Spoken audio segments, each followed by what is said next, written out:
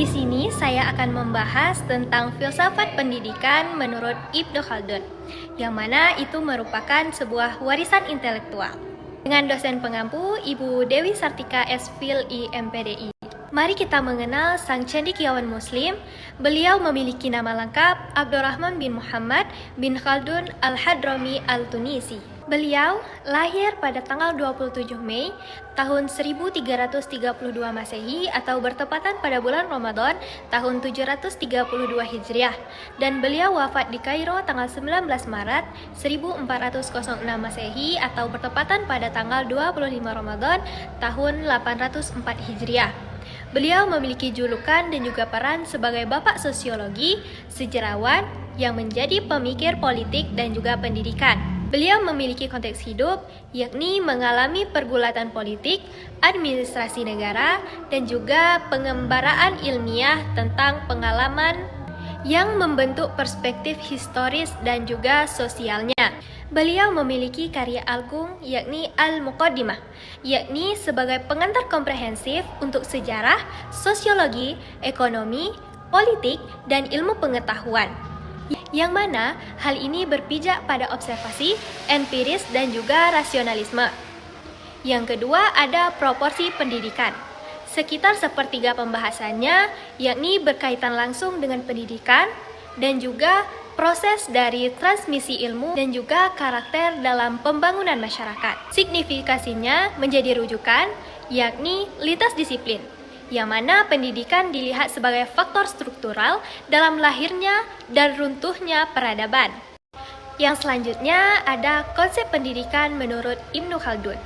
Ibnu Khaldun berpendapat bahwa pendidikan merupakan sebuah fondasi intelektual yang mana pengertian pendidikan merupakan proses dasar dan juga berkelanjutan, bukan sekedar transfer fakta, melainkan sebuah pembentukan akal, moral, dan juga pengalaman hidup melalui interaksi dengan lingkungan, sejarah, dan juga alam. Beliau berpendapat bahwa tujuan pendidikan dapat membangun pemikiran rasional, tanggung jawab sosial, dan juga kedalaman spiritual, yang mana hal itu dapat menghasilkan individu yang mampu berkontribusi pada peradaban.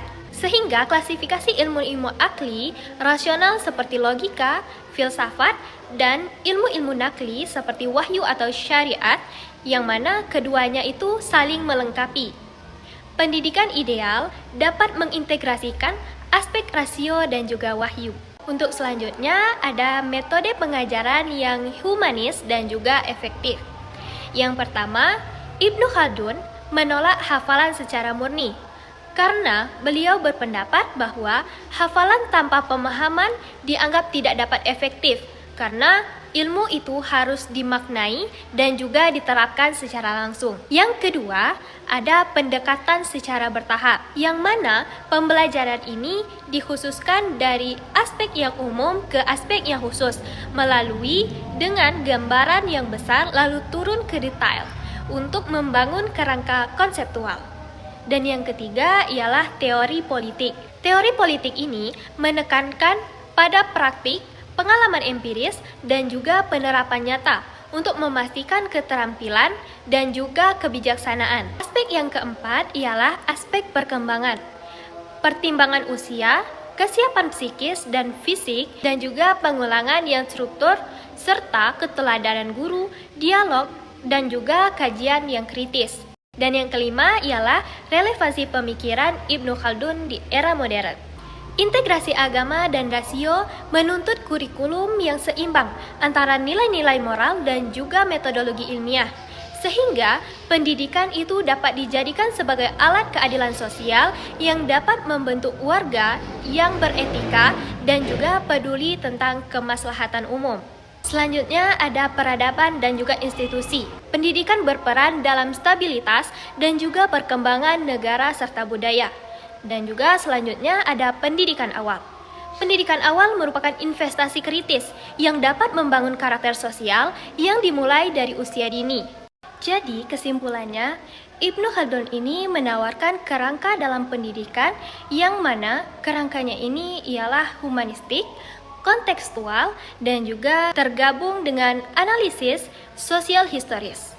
Yang mana pemikiran dari Ibnu Khaldun ini dapat mendorong pendidikan yang integratif, yakni rasio dan wahyu, yang pragmatis, yakni teori dan juga praktik, dan juga kontekstual, yakni memperhatikan masyarakat, serta dapat berorientasi langsung pada pembangunan dan juga peradaban.